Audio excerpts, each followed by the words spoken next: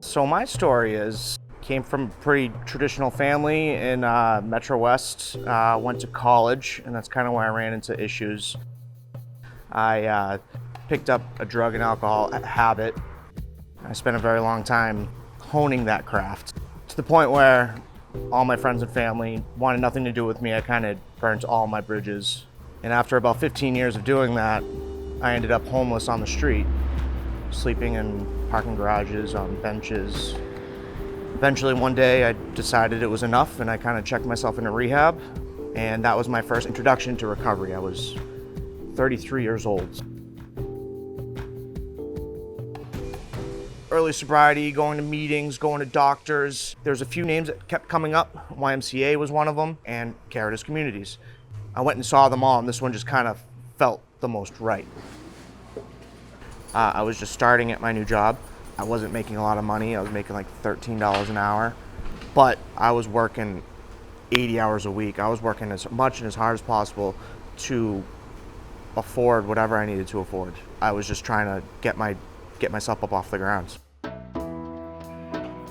Now I'm 36, so I'm about 3 years clean and sober coming up in October.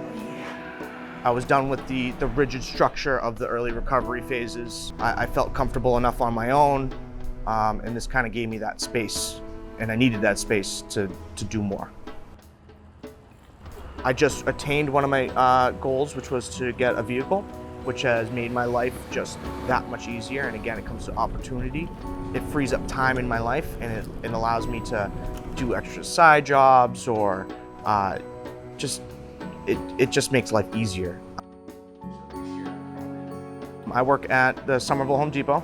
I work on the pro desk, which is like the contractor desk, and I think that all people need structure to a certain point, and work gives me that. And I'm the type where when something's really bothering me, I just like dive really deep into something. And it used to be drugs and alcohol, but now I have, my life and work.